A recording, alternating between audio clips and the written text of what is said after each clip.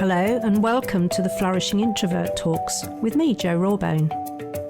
This is the podcast that celebrates the natural gifts of introverts so that we can flourish in all situations.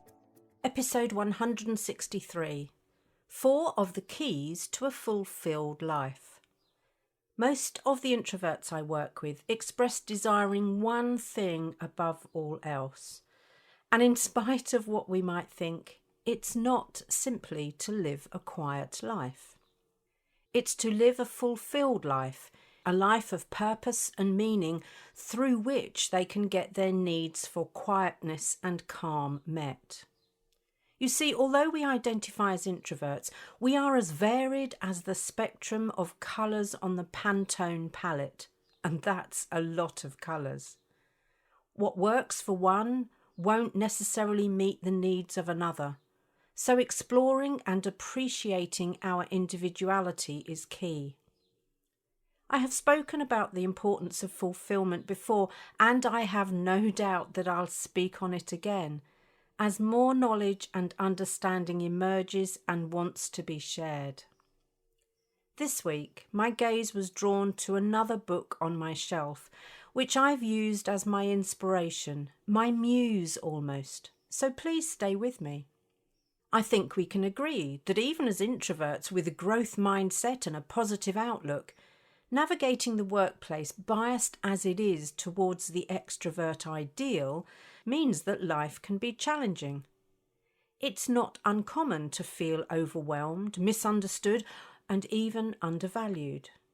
So what if there were a way to approach life and work that allowed you to feel better about yourself? Better about your abilities, better about your contributions.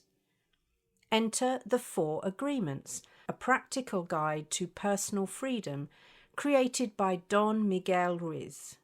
The 4 Agreements are a powerful set of principles that talk not about a destination or an end goal, but about a way of being that allows us to feel happier with a deep sense of fulfillment as we live our lives. Ready to hear more? It is said that these agreements are rooted in ancient Toltec wisdom. Now, in case you've not heard of the Toltec before, they were known throughout southern Mexico as women and men of knowledge. They formed a society to explore and conserve the spiritual knowledge and practices of their ancestors.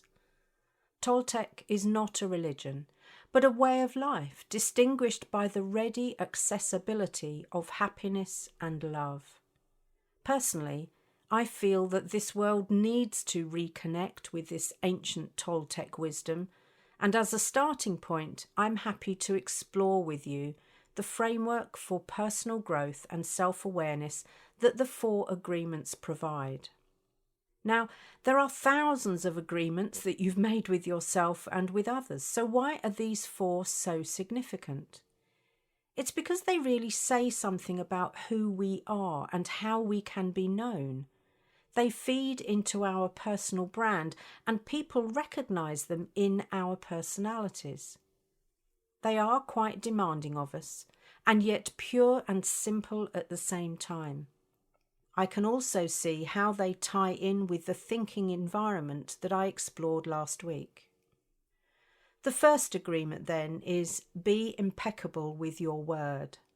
This means speaking truthfully, honestly, and avoiding gossip, criticism, and negativity. We know that many of us as introverts prefer to listen rather than speak unnecessarily, not finding the need to fill a void, as it were. We mostly prefer to keep to ourselves or avoid conflict. So when we do communicate, it's important that we are kind, respectful, open and authentic with others. By speaking with integrity and kindness, you can build trust and respect with your colleagues and friends. This is also about me keeping the commitments I make, which is why I won't make excuses when someone invites me to something that I have no intention of attending. One way that introverts can be impeccable with their word is by practicing active and empathic listening. Now, this is something that we're naturally pretty good at, and it means truly hearing what the other person is saying and responding in a thoughtful and respectful manner. We can play to our think, say, think communication process, so we take the time to reflect before responding to a question or a comment. Remember that we're responding, not reacting. It's also useful to remember to use those placeholders so that people know that we have something to contribute. This can help to ensure that our words are thoughtful and accurate. I think Viktor Frankl's piece is valuable here. He said, between stimulus and response there is a space. In that space is our power to choose our response. In our response lies our growth and our freedom. Wise words indeed. The second agreement is, and this might be a little tougher for some of us, don't take anything personally. Now, I love this agreement as it means recognising that other people's actions and words are not a reflection of me, but rather a reflection of their own beliefs and experiences.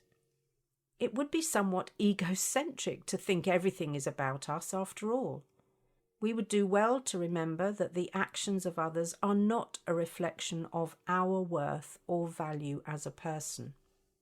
We know that as introverts we may be more sensitive to criticism or rejection, but by not taking it personally, we can avoid unnecessary stress and conflict. Remember that Byron Katie concept I've talked about before? It can be paraphrased as, there's my business, your business, and God's business, by which she meant larger than all of us. And the only place you have any business being is in your own business. To apply this principle, again we can practice separating ourselves from our emotions. As Caroline McHugh reminds us in her TED Talk, we are not our feelings. When we feel hurt or upset, it can be easy to take things personally.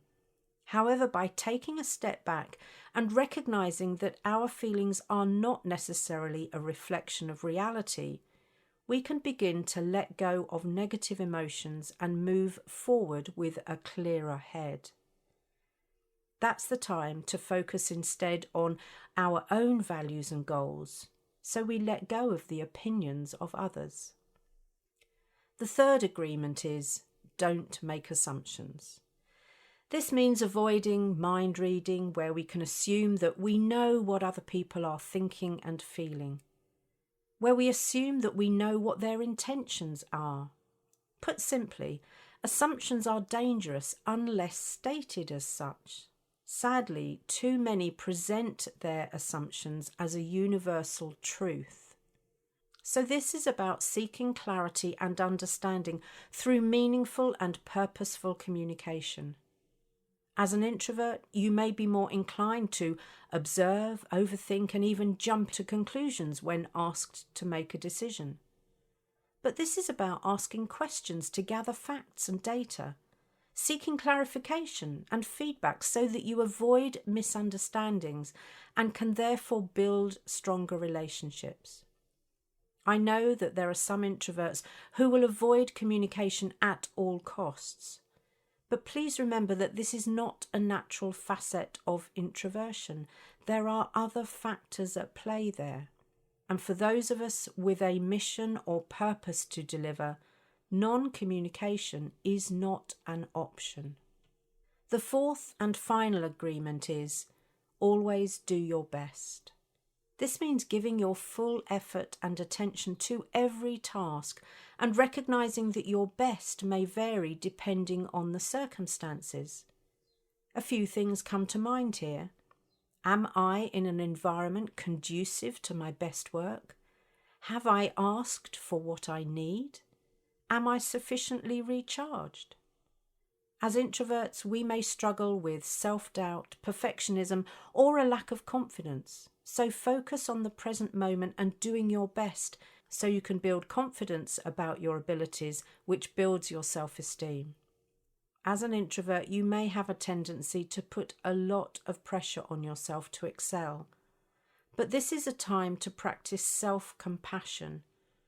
Give yourself credit for the effort you put in, regardless of the outcome. This can help you feel more confident in your abilities and reduce those feelings of self-doubt. I hope you've enjoyed our quick saunter through the 4 agreements. They provide a powerful framework for personal growth and self-awareness. As an introvert, you can apply these principles in your life to feel better about yourself in the workplace and beyond. By being impeccable with your word, not taking things personally, not making assumptions, and always doing your best, you can cultivate a sense of inner peace and confidence in your abilities. Now, I've just given you a précis, a taster here, but if you found it of interest, I strongly suggest you read the book.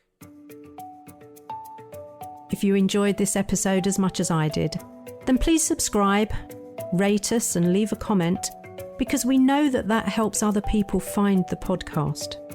And if other people find us, other introverts can flourish.